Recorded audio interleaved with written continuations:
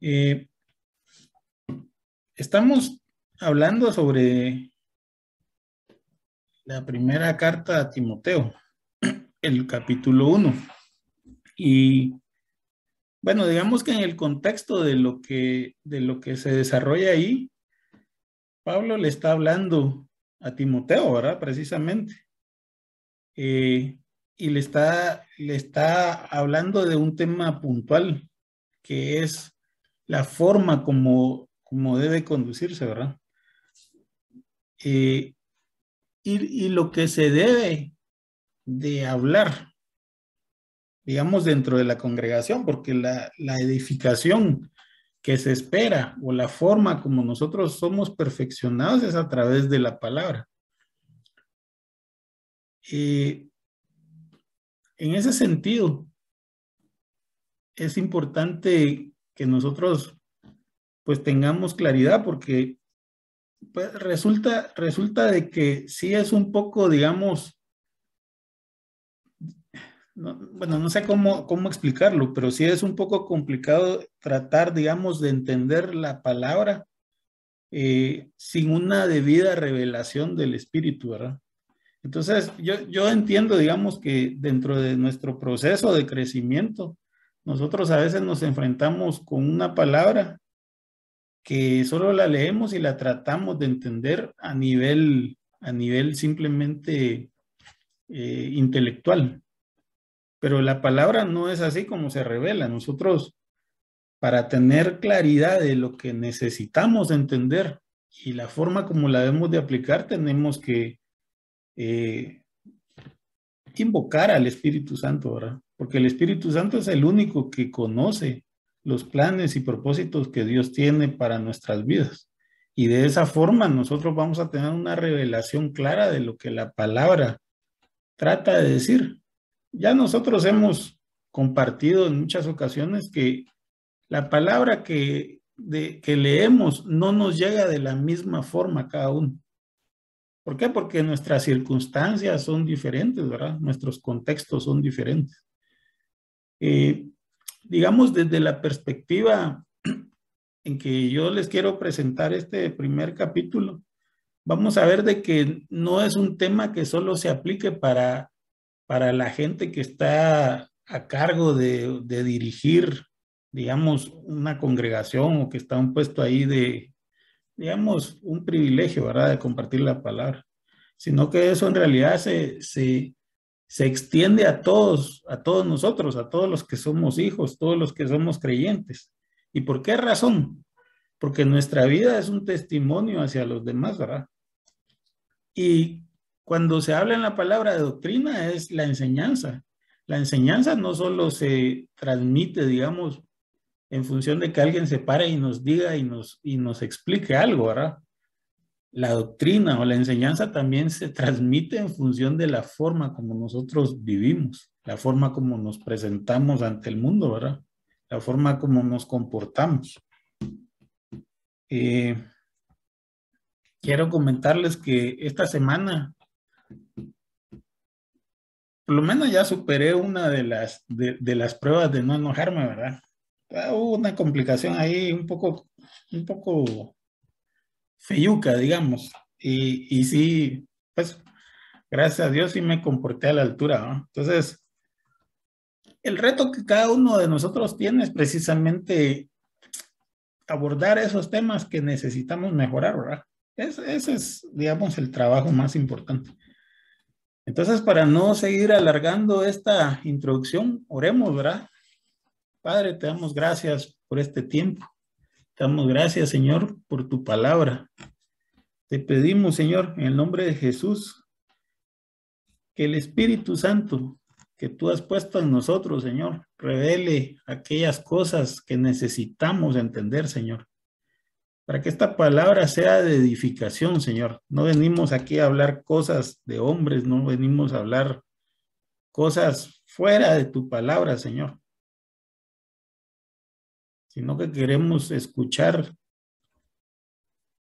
tu voz, Señor, escuchar tu consejo, escuchar aquello que tú tienes preparado para cada uno de nosotros, Señor, para que podamos ser edificados, podamos ser confirmados, podamos ser afirmados, Señor, en tus caminos. Yo te pido por mis hermanos, en el nombre de Jesús, que pongas tu espíritu ahí en cada uno de ellos, Señor, que tú les hables, Señor, de una forma clara para que ellos puedan ver, para que ellos puedan entender con claridad lo que tú estás hablándole a tu pueblo el día de hoy, Señor.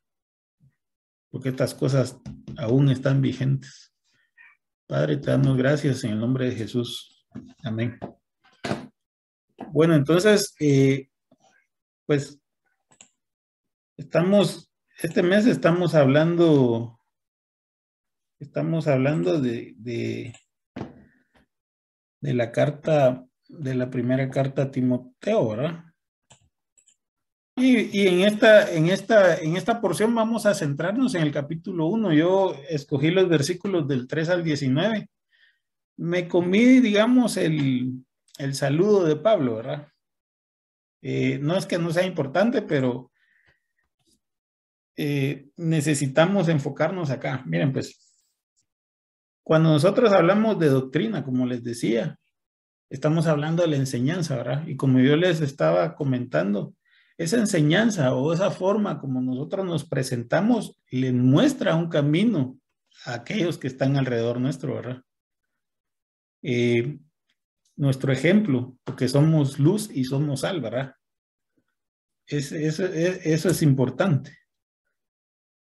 Y digamos, en el contexto de esta carta, nosotros lo primero que tenemos que entender, que es una cosa bien puntual, ¿verdad? Es que la palabra que está contenida en la Biblia es la única autoridad espiritual. Y por lo tanto, no deberíamos, digamos, de estar pensando o estar tratando de agregar cosas adicionales que no vienen al caso, porque digamos, una doctrina contraria a la sana doctrina no solo es una doctrina que está fuera, digamos, de la enseñanza principal de la Biblia, ¿verdad? O de lo que el Señor Jesucristo nos dejó ahí plasmado en su palabra. No solo es eso, sino también es tratar de meter cosas que son adicionales, ¿verdad?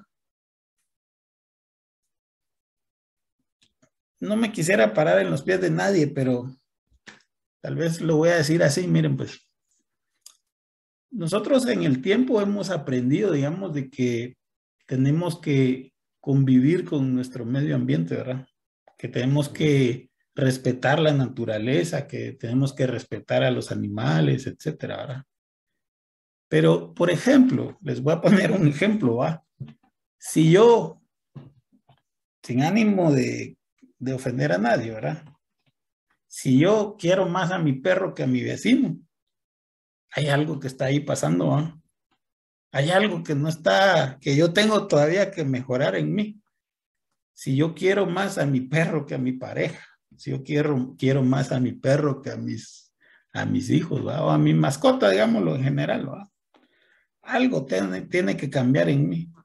Porque el mandato no es ama a tu mascota más que, ¿cómo sería? Ama a tu mascota como a ti mismo, ¿ah? Ese no fue el mandato fue ama a tu prójimo como a ti mismo.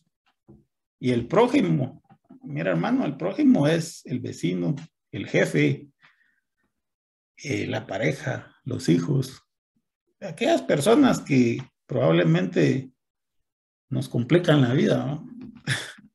En algunos casos. Y esos son los que tenemos que amar de primero, ¿verdad?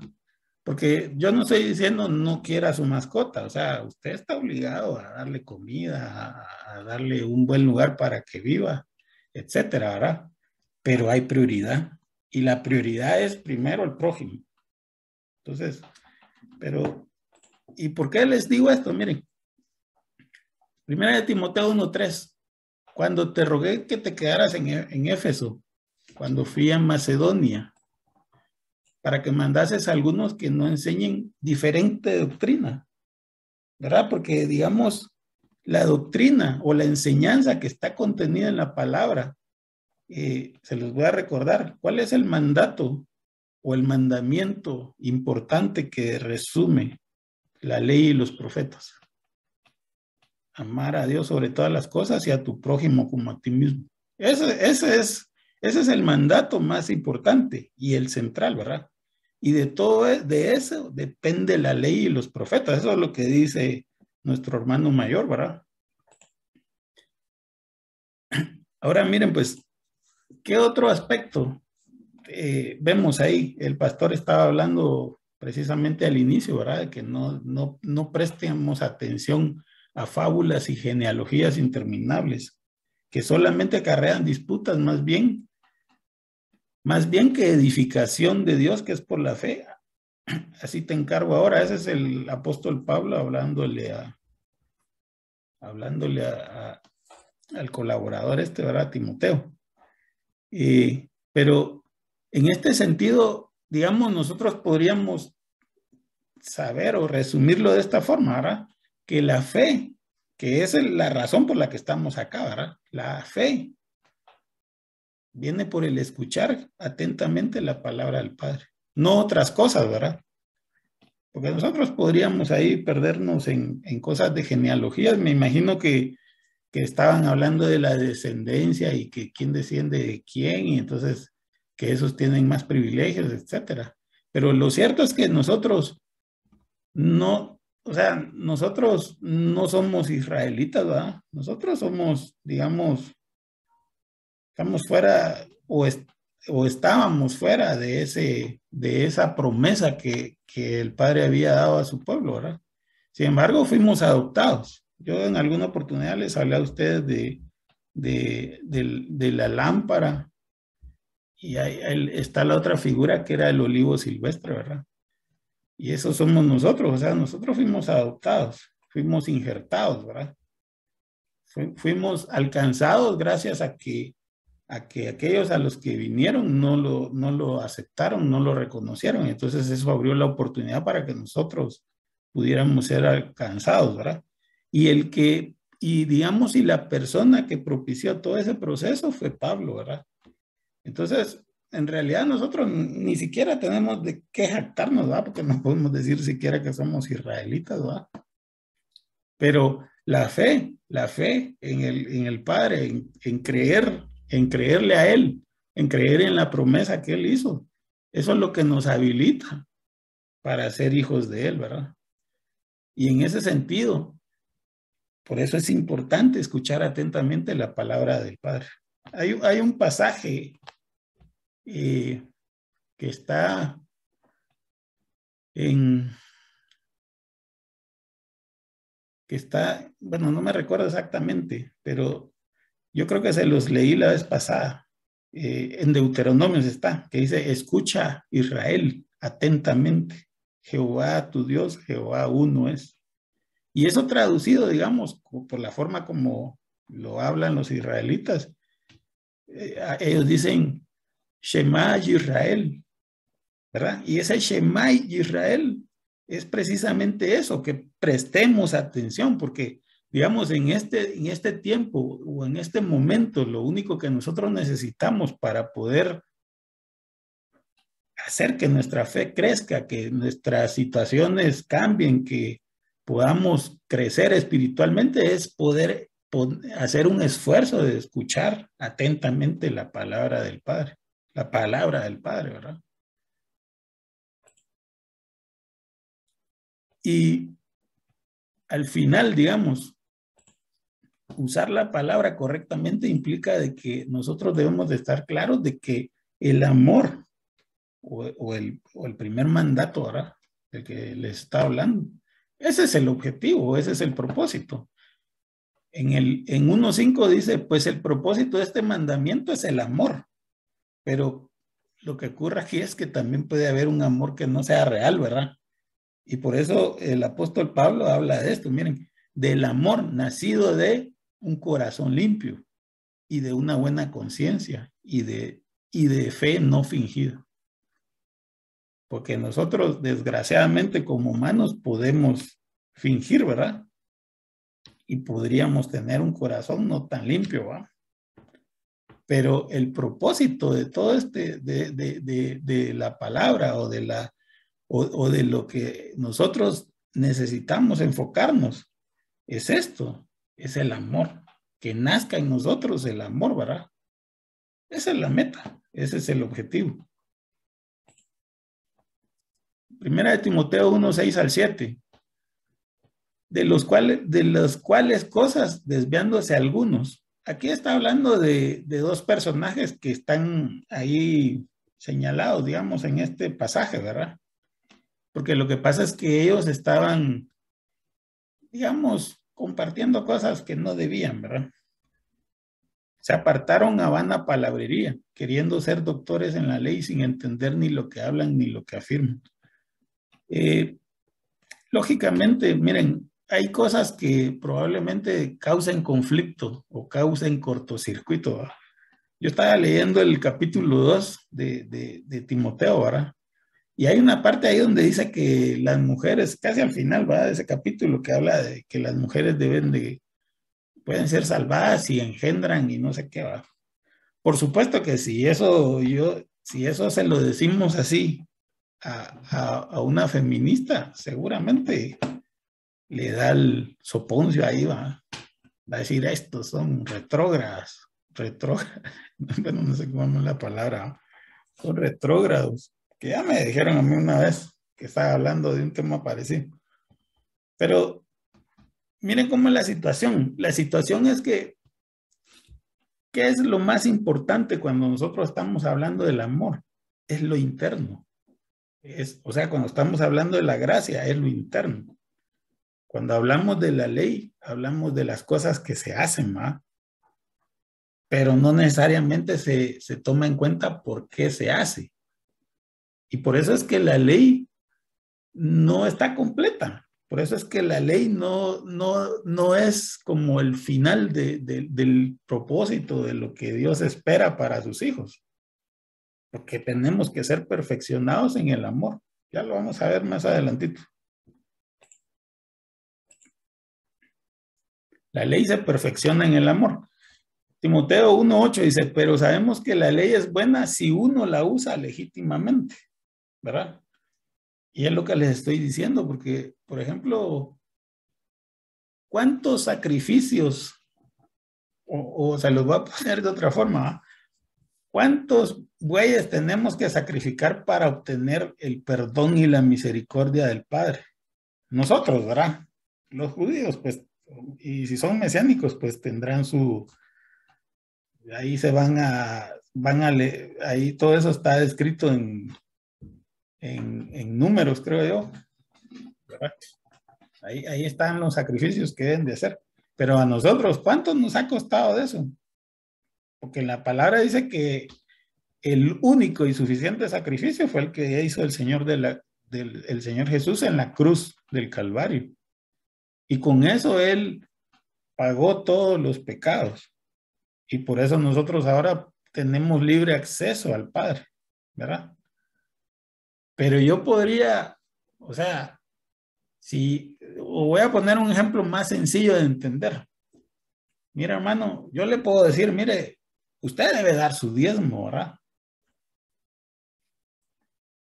Pero si yo no tomo en cuenta la motivación que usted tiene para dar su diezmo, usted podría estar dando su diezmo solo para estar bien con el pastor, ¿va?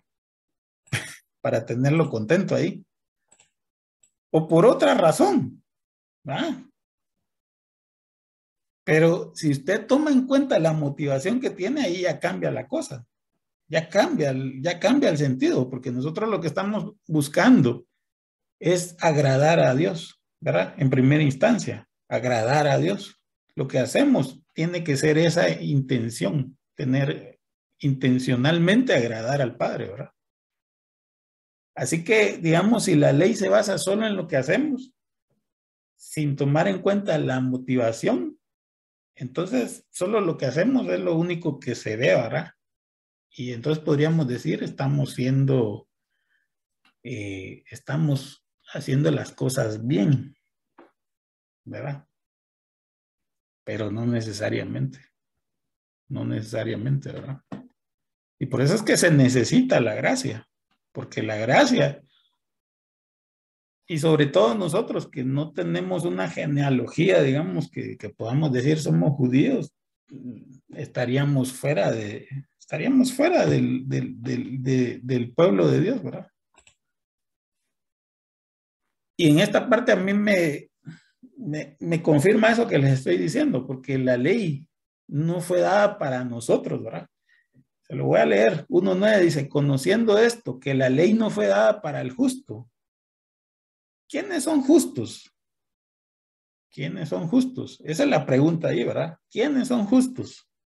De acuerdo con la palabra, dice que son justos los que fueron justificados, ¿verdad?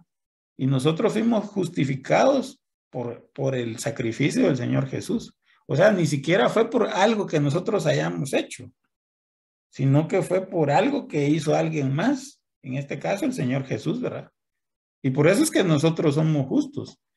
Y por eso es que la ley no fue dada para nosotros, ¿verdad? Yo se los puse así. No fue dada para los hijos del Padre, aquellos que hacen su voluntad. Porque aquí hay otro problema, ¿verdad?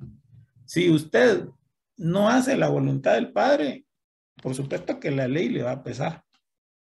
Para usted va a ser un problema dar su diezmo. ¿Sabe por qué? Porque es una carga, es esclavitud para usted. Porque lo hace obligadamente. ¿Por qué? Porque si no, entonces no tiene la bendición. Bueno, eso es lo que usted cree, ¿va? O va a tener maldición, etcétera, etcétera, etcétera. Pero los que somos hijos, no andamos en ese rollo, pues. O sea, sí hacemos las cosas que debemos de hacer, pero no por esa motivación. Yo no sé si me estoy explicando, ¿va? Pero es simplemente una forma de cambiarse de casa, ¿va? Y aquí el apóstol Pablo lo dice así, la ley no fue dada para el justo, sino para los transgresores y desobedientes, ¿verdad? Para los impíos y pecadores, para los irreverentes y profanos, para los parricidas y matricidas, para los homicidas, para los fornicarios, para los sodomitas, para los secuestradores, para los mentirosos y perjuros, y para cuantos se opongan a la sana doctrina. Qué cosa interesante esa, ¿verdad? Hay una parte, me recuerdo que hablamos en alguna oportunidad de, de que al final de cuentas, digamos, nosotros, ¿cómo podemos decir que somos libres realmente? Una persona libre podríamos conceptualizarla como alguien que hace lo que se le da la gana, ¿verdad? Sin tener que rendirle cuentas a nadie. Desde el momento en que usted nació, ya no es libre, perdió su libertad. ¿Sabe por qué? Porque usted no puede hacer lo que se le dé la gana, tiene que cuidar su cuerpo, tiene que alimentarse, ¿verdad? Y para alimentarse tiene que tener dinero. Y para tener dinero, ¿qué tiene que hacer? Tiene que hacer algo, ¿va? Por lo menos tiene que irse a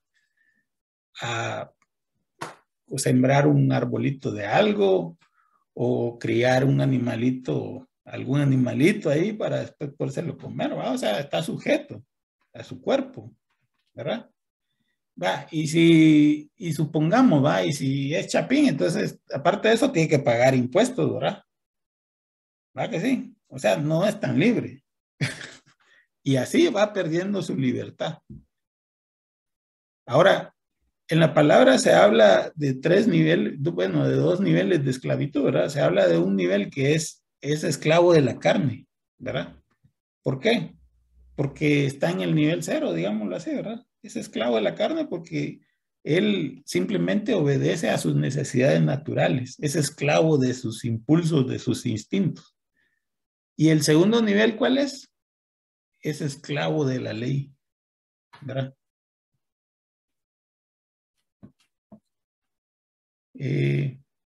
Tal vez en alguna oportunidad volvamos a recapitular eso que les estoy hablando, pero eso precisamente tiene que ver con esto, ¿verdad? Porque la ley, si nosotros la analizamos desde la perspectiva bíblica,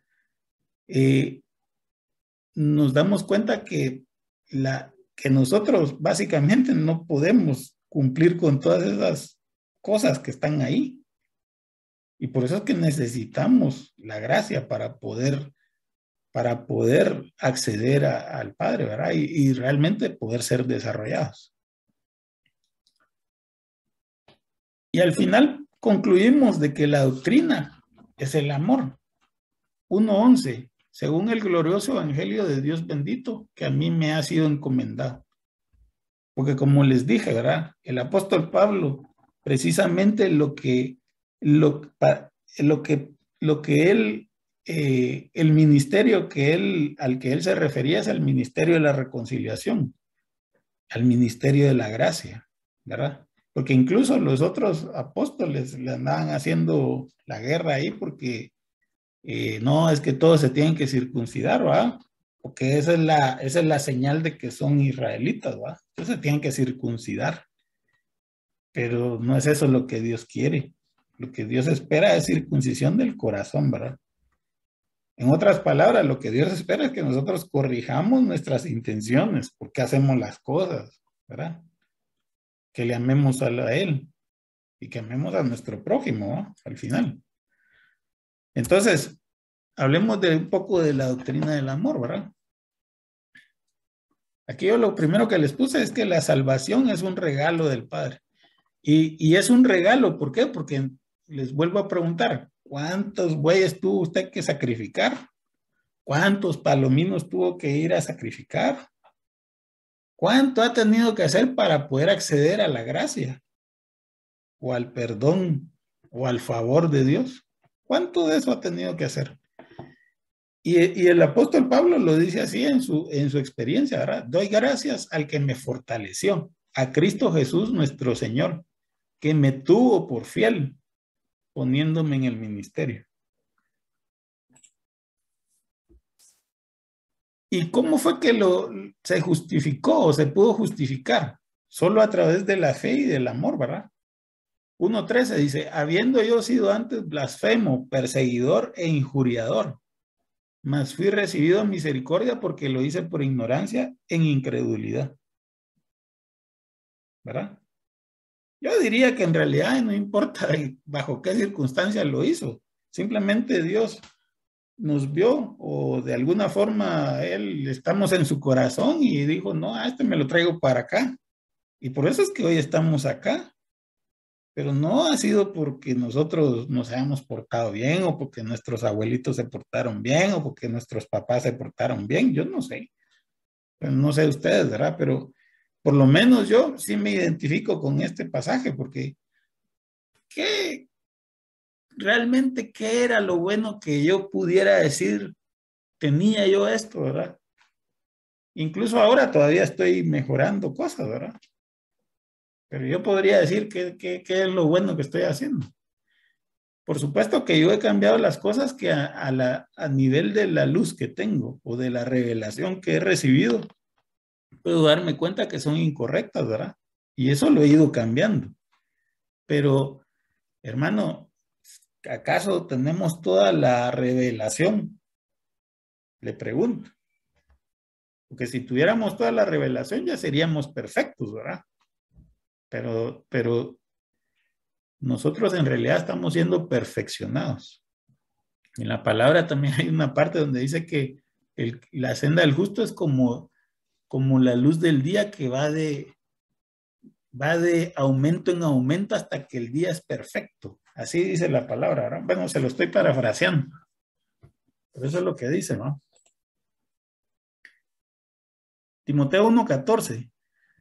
Pero la gracia de nuestro Señor fue más abundante con la fe y el amor que es en Cristo Jesús, ¿verdad? O sea, no importa lo que Él fue, o no importa lo que nosotros hayamos sido, ¿sabe? Sino que la gracia del Señor ha sido más abundante con nosotros.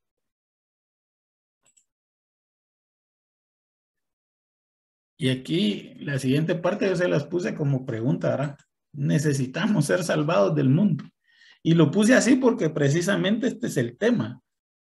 Mire, puede ser que de repente nosotros no nos demos cuenta de que en realidad necesitamos ser salvados, ¿verdad? Porque creemos que no necesitamos porque estamos bien, ¿verdad?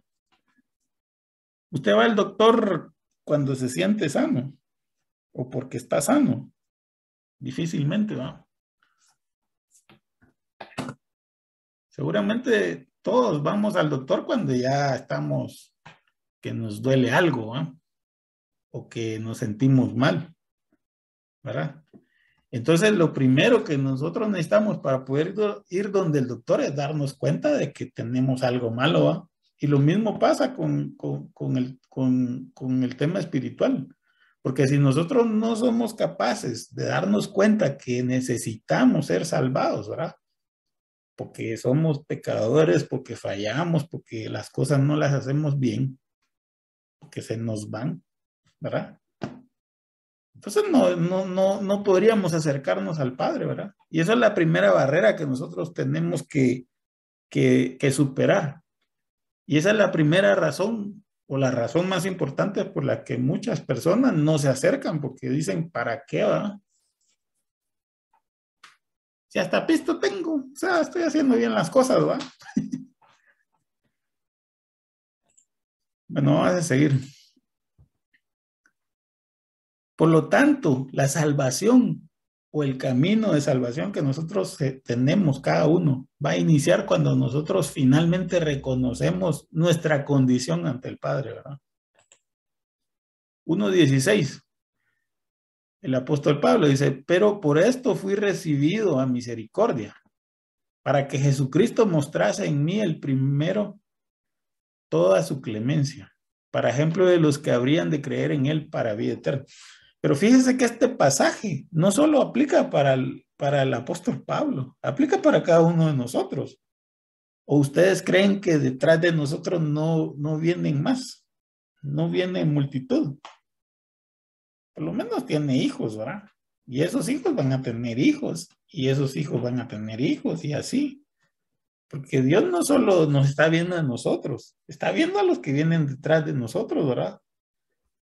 Entonces, precisamente por eso yo les decía, o sea, la doctrina no es algo que solamente se muestre o se enseñe cuando alguien se para ahí en el púlpito y empieza a hablar.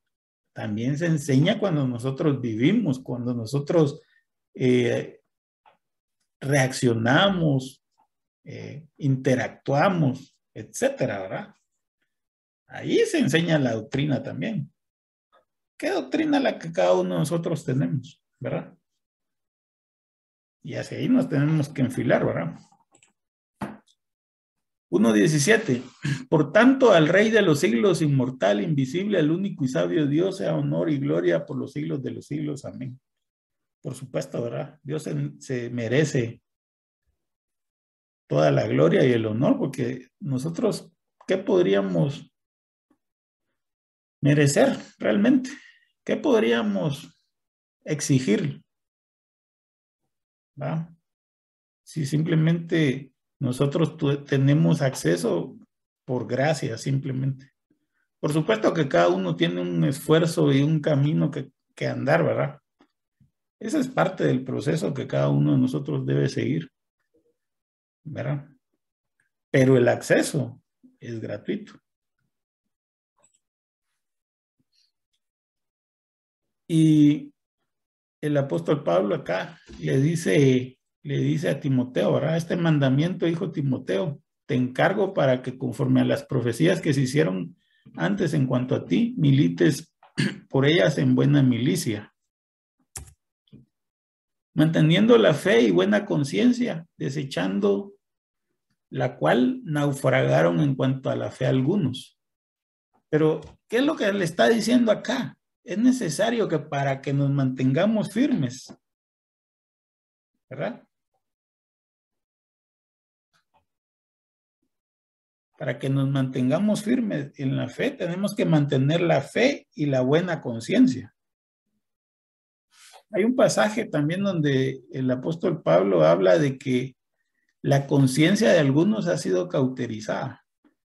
¿A qué se refiere con eso? Se refiere a que, mire, la realidad es esta, y yo me lo pude comprobar hace ayer. Cuando nosotros hacemos algo, nosotros sabemos exactamente si está bueno o está malo, ¿verdad? Porque tiene mucho que ver con la intención con la que hacemos las cosas. Y nosotros en nuestra conciencia podemos decir, sí, estuvo bien, ¿verdad? O no estuvo bien, ¿verdad? Sin embargo, de acuerdo con lo que dice el apóstol Pablo, que a algunos se les ha cauterizado la conciencia para que no puedan diferenciar lo que es bueno de lo que es malo, ¿verdad? Y ese es un indicador, porque si nosotros simplemente nos desensibilizamos, fíjense que, disculpen que siga echando tierra con esos temas de las mascotas, ¿verdad? Pero ahora es a la inversa, ¿verdad? Anteriormente yo me recuerdo que mirábamos a un chucho ahí que habían atropellado y bueno, ahí está el chucho, ¿verdad? Pasaba incluso días ahí hasta que se apestaba, lo iban a recoger. Ahora es a la inversa. Nosotros estamos tan insensibles que en las noticias a cada rato ponen que mataron a no sé quién, que mataron a no sé quién, que mataron a no sé quién y prácticamente es como otro perro, ¿va? Está ahí tirado. Imagínense a qué grado ha llegado esa insensibilidad. Y es parte de lo que está, digamos, profetizado en la palabra, ¿verdad? Porque en la palabra dice que el amor se va a enfriar. El amor se va a enfriar. ¿No? Ahora amamos más a las mascotas que a las personas. Yo se lo estoy diciendo con amor, ¿verdad? No me va a tomar por mal.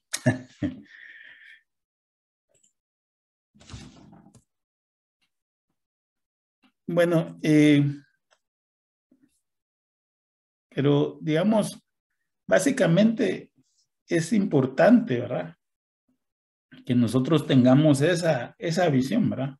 De que tal vez dos ideas importantes que quiero recalcar. Uno, la doctrina se muestra en función de la forma como nos manejamos en la vida, que ya ha sido un tema que hemos venido hablando, ¿verdad? Y, y el objetivo, digamos, la meta o lo que nosotros tenemos realmente que ejercitarnos es en el amor. ¿Por qué? Porque el amor es el mandato principal, ¿verdad? Amar a Dios sobre todas las cosas y a tu prójimo como a ti mismo. Entonces, oramos para finalizar y después dejamos un tiempo, ¿verdad? Para interactuar. Padre, te damos gracias, Señor, por este tiempo que nos permitiste, Señor. Te damos gracias por tu palabra, te damos gracias, Señor, por tu amor, por tu misericordia. Te damos gracias porque estamos convencidos y sabemos que es gracias a ti que hoy estamos acá, Señor. Te pedimos, Padre, que nos permitas y nos ayudes a ser un ejemplo para nuestros hermanos, Señor. Para todos aquellos que de alguna forma se relacionan con nosotros, Señor. Para que tu nombre no sea avergonzado, Padre. Damos gracias por todo en el nombre de Jesús. Amén.